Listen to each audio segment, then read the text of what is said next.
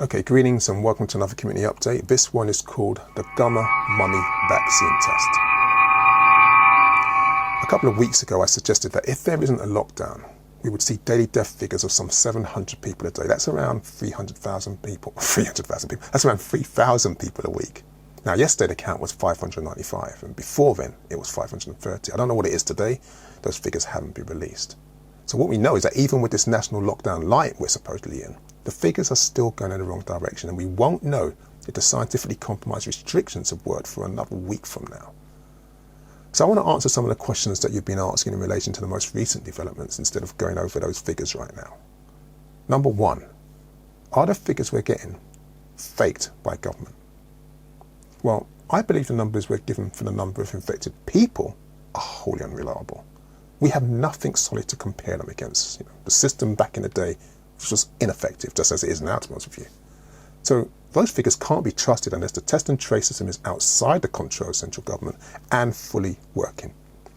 Now, the only problem is, those figures, which you've probably heard frequently expressed as a ratio, X infected in 100,000, example, the government pretends to use these to set its tier restrictions and trigger preventative actions, just as it did with the mythical R rate, the PR rate, as I used to call it.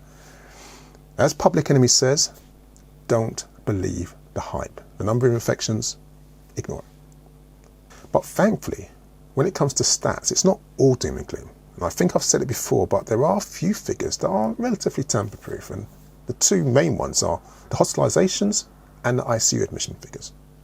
What these numbers tell us is that it's real people, not statistical models, that are so worried about their health that they're going into hospitals to get treated, and that their doctors are so worried about not being able to save them, they're placing them on ventilators. So always pay attention to these numbers. These are the ones that really make sense.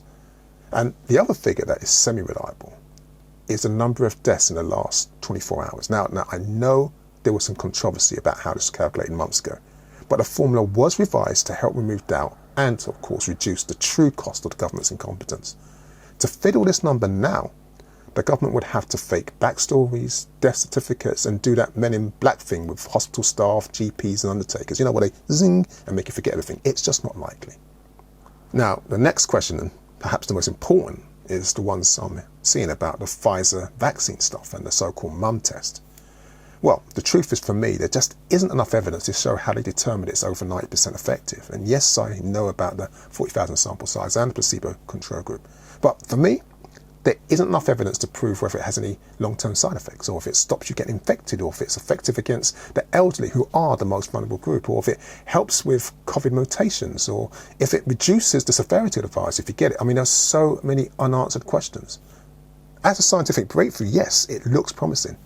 But using it now, with so many questions unanswered because a profit over people government wants to prioritise speed over safety and effectiveness, is ethically unsound.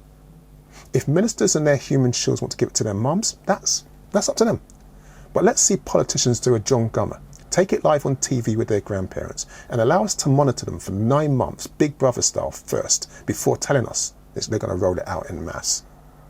This is a public health issue, not a safety economy bailout. So I'll only take it when I'm sure it's safe from side effects, and collecting that kind of data takes time. So, what's my advice to the community right now? Well, it's pretty much the same as it was before. Please treat this virus seriously. Don't get complacent with all this hype talk of a vaccine. Until we see a daily death count in single figures again, and it is possible with a proper lockdown, this thing is a live threat waiting for opportunities to spread. Remember, the moonshot rapid test does not always detect asymptomatic infections in young people. So for our well-being, we need to find new ways and excuses to keep connecting with loved ones and friends. Remember, social isolation is stressful and a killer. If you're working, do it from home, and if you can't, well, demand appropriate shielding and regular testing is put in place in your workplace. And finally, if you're unemployed, self-employed, or recently made freelance, get creative when it comes to bringing the cash in. Ask for help. There are loads of organisations out there that have profited from lockdown and still have millions in their accounts. Find ways to make them help.